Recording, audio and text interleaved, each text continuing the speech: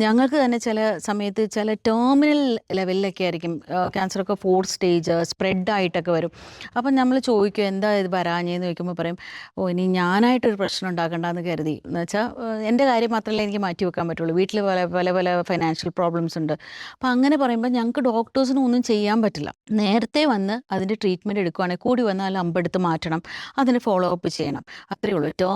അങ്ങനെ സ്പ്രെഡായ കണ്ടീഷനിൽ ഒന്നും ചെയ്യാൻ പറ്റില്ല. അപ്പോൾ ഇടയ്ക്കിടയ്ക്ക് നിങ്ങൾ നിങ്ങളുടെ അമ്മമാരോട് പോയോ ചോദിക്കണം സുഖമല്ലേ എങ്ങനെയുണ്ടെന്നൊക്കെ. അമ്മമാർക്ക് ആ ഒരു സമയത്ത് ഒന്നാമത്തെ വിഷമം എന്ന് വെച്ചാൽ മക്കളൊക്കെ വലുതായി നമ്മുടെ കൂട്ടി പറന്നു പോകുന്ന ഒരവസ്ഥയാണ്.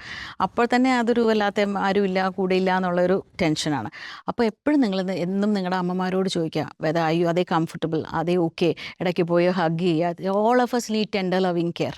അതാണ് എല്ലാ അമ്മമാർക്കും ആവശ്യം. ഓക്കെ, അവരെത്ര നാൾ ഇവിടെ ഉണ്ടാവുമെന്നൊന്നും നമുക്കറിയില്ല. ഉള്ളിടത്തോളം കാലം സ്നേഹത്തോടെയും നമുക്ക് എല്ലാവർക്കും ഒരമ്മയേ ഉള്ളൂ ഈ ജന്മം ജീവിക്കാൻ.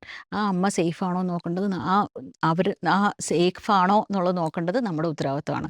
നമ്മളെ കുഞ്ഞിലെ അവരെങ്ങനെ കെയർ ചെയ്തു അതേപോലെ നമ്മൾ തിരിച്ചവരെ കെയർ ചെയ്യേണ്ട ഒരു സമയമാണ്. ഇന്നത്തെ കാലത്ത് old age homes left and right flourish ചെയ്യുന്നുണ്ട്. എല്ലാ മക്കളും വെളിയിലാണ്, ആർക്കും പേരൻസിനെ നോക്കാനൊന്നും സമയമില്ല. പക്ഷെ ഒരു കാര്യം മനസ്സിലാക്കേണ്ടത് എന്താണെന്ന് പറഞ്ഞാൽ, നമ്മളവരെ നോക്കുന്നതാണ് നമ്മുടെ മക്കൾ കാണേണ്ടത്. എന്നാലാണ് നമുക്കും അങ്ങനെ ഒരു ചെറിയ കെയറെങ്കിലും കിട്ടുള്ളൂ.